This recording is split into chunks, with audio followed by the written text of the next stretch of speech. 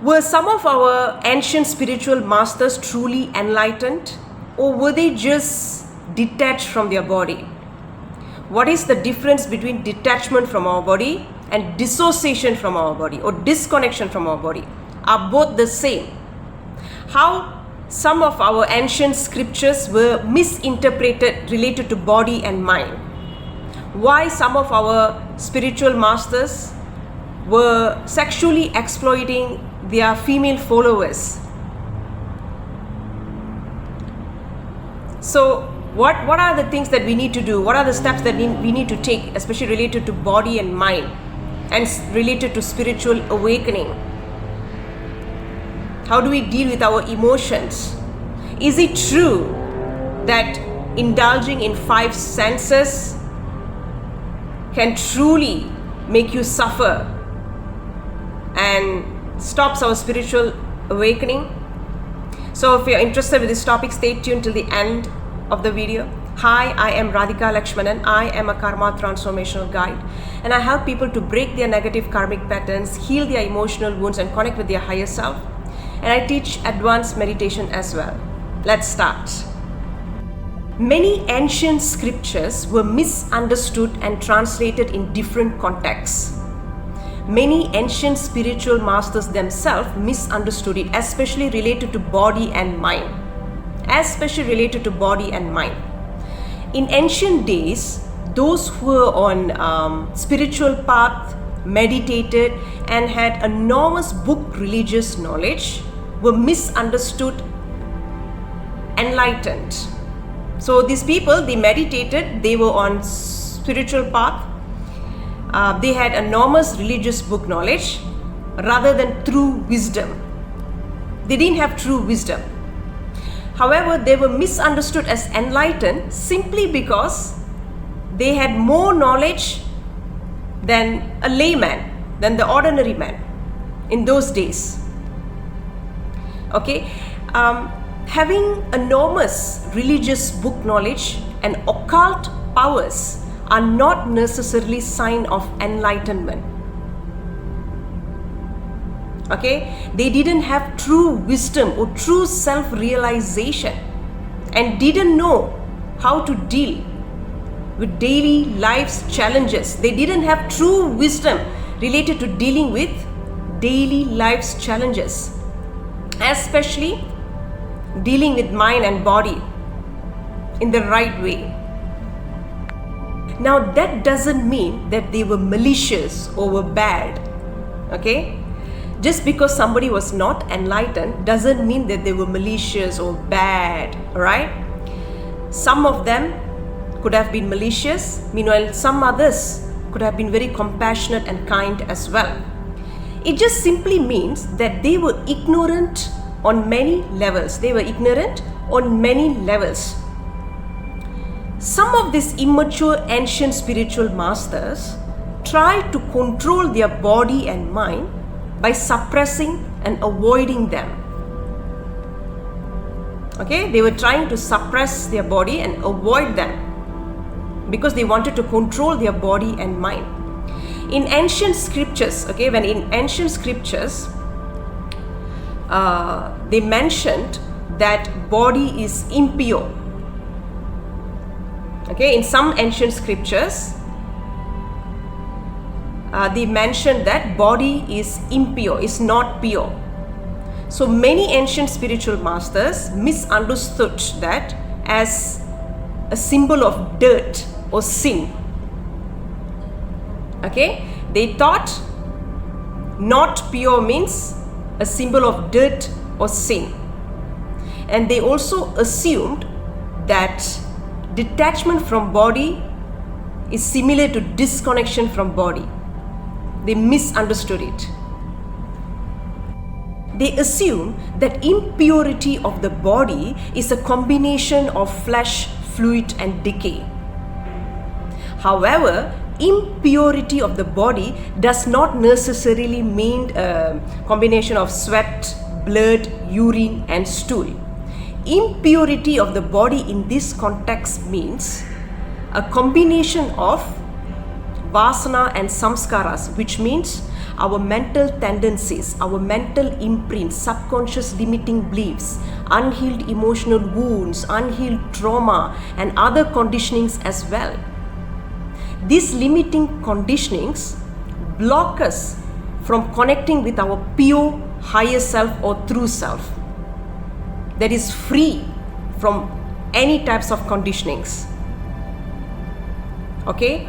They also assume that detachment of the body means is rejection and repression of the body. They misunderstood it as disconnection from the body.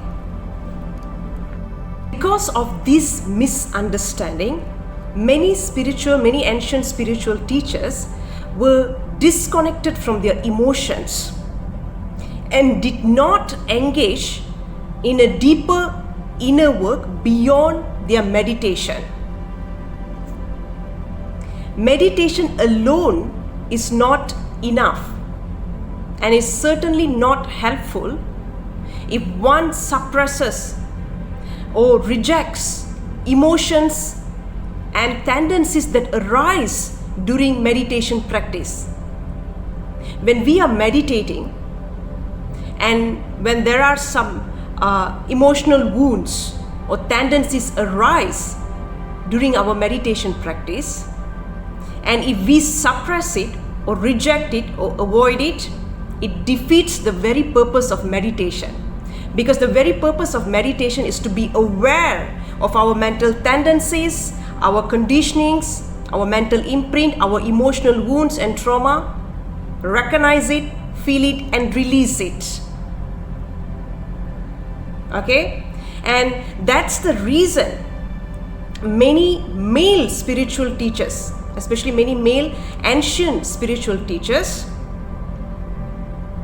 were disconnected from their emotions and did not engage in emotional healing because they were conditioned to look at emotions as a sign of weakness.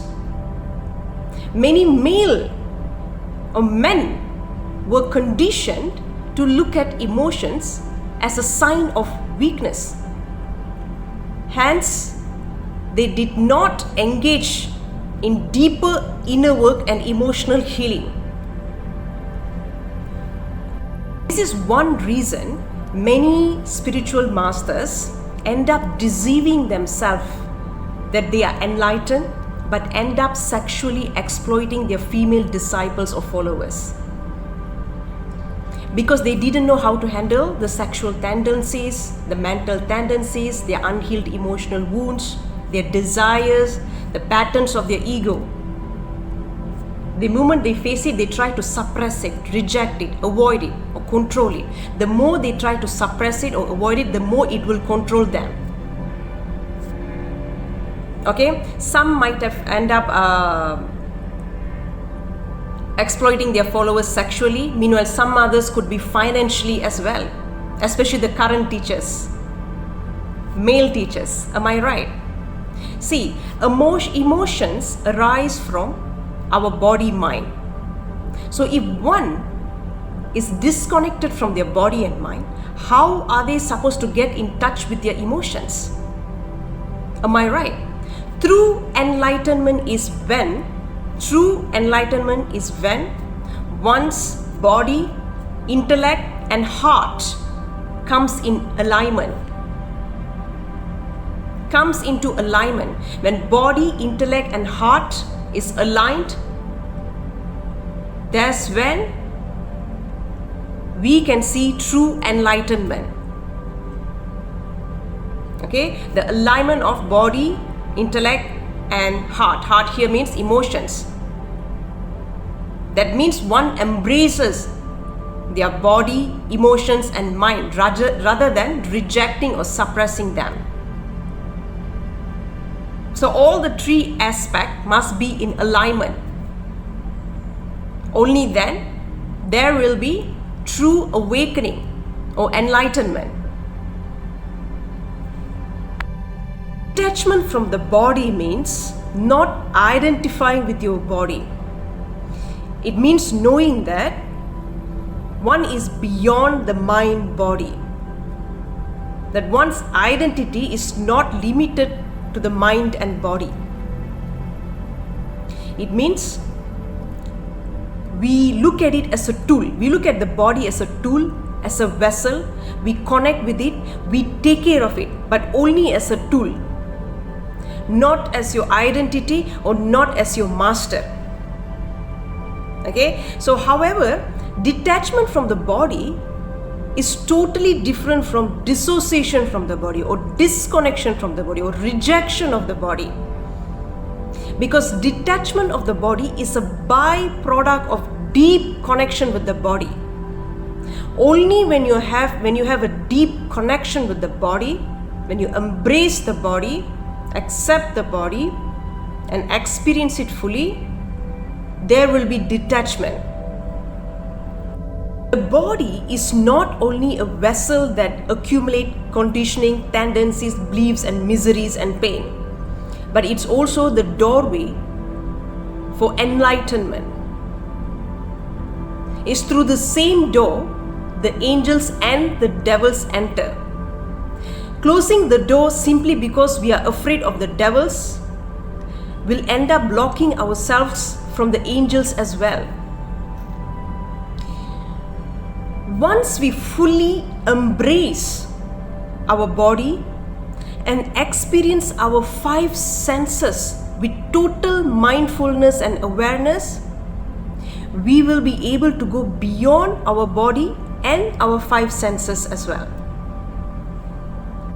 However, the more we try to control our 5 senses, the more we try to control or suppress our 5 senses, the more it will go out of our control. It might give us a temporary illusion of control, but will end up creating more karmic patterns due to suppression of our emotions and desires that end up creating a deeper karmic mental imprint. A person who has addiction or are very stressful are not in that condition because they embrace their 5 senses. They are in that condition because they didn't experience it to the fullest with total awareness or mindfulness. A person who is addicted to sweets or food are the ones who eat it compulsively. However, the moment they eat it with total awareness by tasting every bite mindfully, they will end up feeling enough in the first round itself. They won't have the need to go for another round. That craving naturally drops. That's because they experience that taste sensory organ to the fullest. People don't overindulge because they are using their senses too much. They overindulge because they are not fully present with their senses, which means they are disconnected from their body yet mentally attached to it. Attachment is not just love and obsession. Attachment is also suppression, aversion, hate, control, and repression. The more a person who tries to control, deny, suppress, and fight with their body, the more attached they are with their body because they are still mentally attached to it. Spiritual seekers who are disconnected from their body but are deeply attached to it usually ignore their health, fail to nourish themselves properly, push their body too hard, or end up suppressing their pain, hunger, and exhaustion. They may act as if the body doesn't matter, but in reality, they are deeply attached to it. The need to control the body harshly comes from shame about the body, fear of bodily desires, and the need to feel spiritually superior. This is not detachment, This is disconnection. So attachment to the body is not only when one loves their body or obsessed about their body. attachment to the body is also about hating the body, denying the body, trying to control the body, resisting the body as well, because you're still mentally attached to it. When you love a person, you're identified with that person, you're attached to the person. But the same is applicable when you hate a person, you're still thinking about the person, you're still attached to the person, am I right? So this is the similar concept. So now when I mentioned the word love, it's about the lower perspective love, okay? Not the true love, okay? The more one embraces, accepts and connect with their body, the more they will be able to experience their five senses to the fullest. The more one experiences their five senses with total awareness, the faster they will be able to go beyond their body and five senses and will be able to detach from the body effortlessly. The more one is able to connect with their body and their emotions, the faster they will heal, break their karmic patterns and exhaust their deep mental imprints. They will exhaust their deep mental imprints, and this will lead to an expansion of consciousness that we call as spiritual awakening. Okay? So disconnection is different from detachment. Now, if you like this video, don't forget to give me thumbs up. Let me know what you think about this issue. Have you tried to control your body, control your mind, to be in a meditative state, to be enlightened, to be spiritually awakened, to control yourself? What do you think about detachment of the body and disconnection of the body? Let me know in the comment section, and please share it to others, because there are lots of people who misunderstood this concept, thinking that they have to be disconnected from their body. Okay, and there are many spiritual teachers who sexually exploit their students as well. So please share it with others. Let me know what you think about this issue. Thank you.